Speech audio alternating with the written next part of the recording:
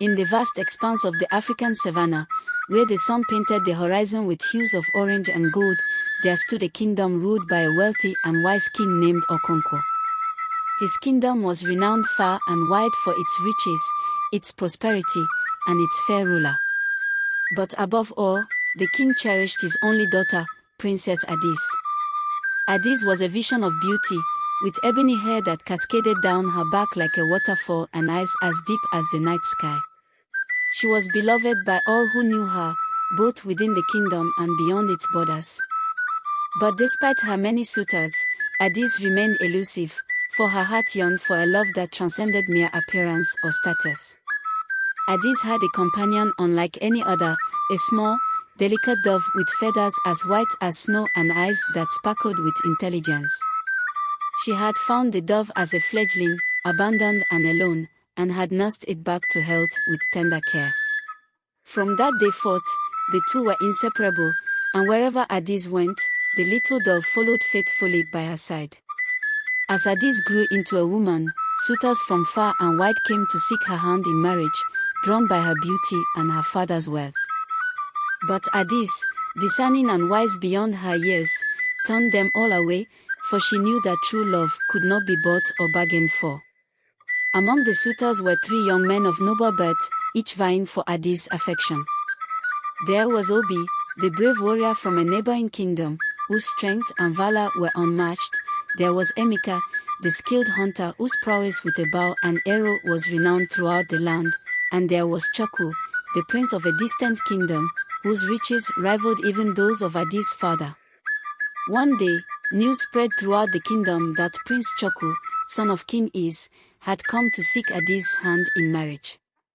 The prince arrived in regal attire, accompanied by his entourage, and presented Adaeze with gifts of gold and jewels fit for a queen. But despite the prince's wealth and status, Adaeze remained unmoved. "I appreciate your generosity, Prince Choku," she said with a polite smile, "but my heart cannot be bought with riches alone. I seek a love that is pure and true." Faced with his daughter's unwavering determination, King Okonkwo decided to take matters into his own hands. He declared that a grand celebration would be held in honor of Princess Adaeze, to which all eligible bachelors from far and wide would be invited. It would be an opportunity for Adaeze to choose her own suitor from among the assembled guests, and the king spared no expense in making it a spectacle to remember. On the appointed day, the kingdom was a hive of activity as preparations for the grand celebration got underway.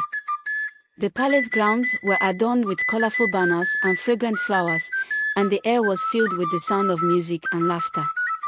As the sun began to set, the guests began to arrive, each hoping to catch the eye of the beautiful princess. Among them was a stranger dressed in royal robes, accompanied by 2 imposing figures who bore an air of mystery about them. As Adaeze made her way through the crowd, her eyes fell upon the stranger, and her heart skipped a beat. He was unlike any man she had ever seen, tall and handsome, with eyes that shone like polished obsidian. In that moment, she knew that she had found her perfect match. With trembling hands, Adaeze approached the stranger and spoke in a voice barely above a whisper. "Who are you?" she asked, her heart pounding in her chest. The stranger smiled, his eyes twinkling with amusement. "I am Namdi, son of the king of the western lands," he replied. "And I have traveled a great distance to seek your hand in marriage, Princess Adaeze." Without hesitation, Adaeze declared her love for Namdi and demanded that he pay her bride price then and there. The assembled guests looked on in astonishment as Namdi readily agreed, for they could see the depth of the love that burned between them. As the celebration drew to a close, Namdi suggested that they leave under the cover of darkness, so as not to attract unwanted attention. Adaeze's father, wary of his daughter's safety, insisted that they wait until morning so that she could be accompanied by an escort. But Adaeze, swept up in the whirlwind of her newfound love, refused to listen. "I trust Namdi with my life," she declared, her eyes shining with determination. "We will leave tonight, and nothing will stand in our way." Under the cloak of night, Adaeze and Namdi set out on their journey, the stars their only companions as they traveled across the vast expanse of the African wilderness. The night air was cool against their skin, and the sound of their footsteps echoed in the silence. As they traveled deeper into the night, Adaeze began to feel a strange sense of unease creeping over her. She glanced around nervously, but saw nothing out of the ordinary. Suddenly, she realized that the two men who had accompanied them were nowhere to be seen. "Nnamdi, where have they gone?" she asked, her voice trembling with fear. Nnamdi's face darkened with concern as he turned to Adaeze, his eyes filled with sorrow. "They have abandoned us," he replied gravely. "They were never loyal to me, or to you. They were merely servants of the spirits, sent to ensnare us in their trap." Adaeze's heart sank as she realized the truth of Nnamdi's words. She had been deceived, lured away from her home and her family by the promise of love, only to be abandoned in the wilderness. Tears welled up in her eyes as she clung to Nnamdi, her fear and despair threatening to overwhelm her. But even in the face of betrayal, she knew that she could not give up hope. As they continued on their journey, Adaeze began to feel a sense of drowsiness creeping over her, her eyelids growing heavy with exhaustion. She stumbled and fell to the ground, her strength fading with each passing moment. When she awoke, she found herself in a strange and unfamiliar place, surrounded by darkness. Confused and disoriented, she called out for Nnamdi, but there was no reply. A voice echoed through the darkness, chilling Adaeze to the bone. "Welcome, Princess Adaeze," it said, its tone cold and mocking. "You have been chosen to be the bride of the spirits, to live out your days in captivity and servitude." Adaeze's heart pounded in her chest as she realized the gravity of her situation.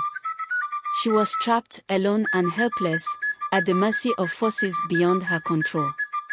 Days turned into weeks, and weeks turned into months, but still Adaeze remained imprisoned in the dark and dismal cave.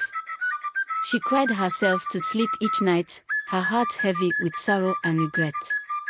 She longed for the warmth of the sun on her skin, the laughter of her family echoing through the halls of the palace. But above all, she longed for the freedom to follow her own heart, to love and be loved in return. One day, as Adaeze sat alone in her cage, she began to sing a soft, mournful melody that spoke of longing and loss. It was the same song she had sung to her little dove a lifetime ago, when they were still together in the palace. As she sang, a glimmer of hope flickered within her heart, for she knew that her song had the power to transcend even the darkest of nights. High above the clouds, a small white dove soared through the sky, its wings beating against the wind as it journeyed across the vast expanse of the African wilderness. It had heard the sound of its friend's voice, echoing through the darkness, and it knew that it must find her, no matter the cost. Back in the kingdom, King Okonkwo was beside himself with worry for his daughter.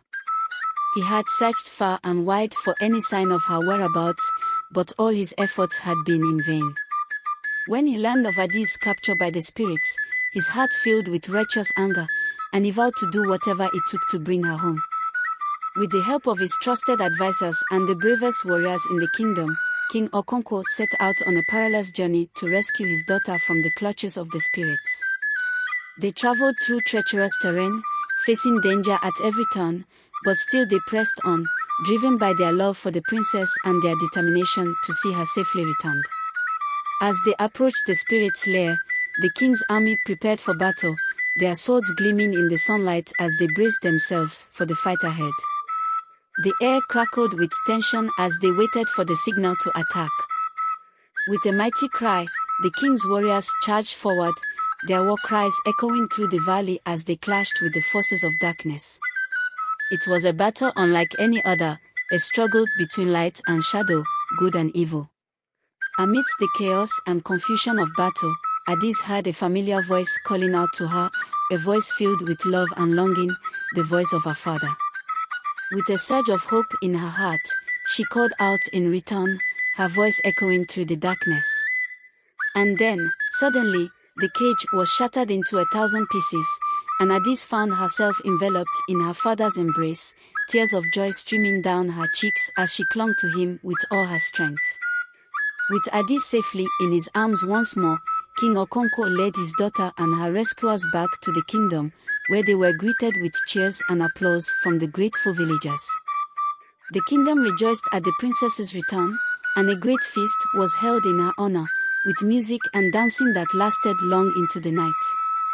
As Adaeze looked out over the kingdom from the balcony of the palace, her heart filled with gratitude for the love and loyalty of her father and her people.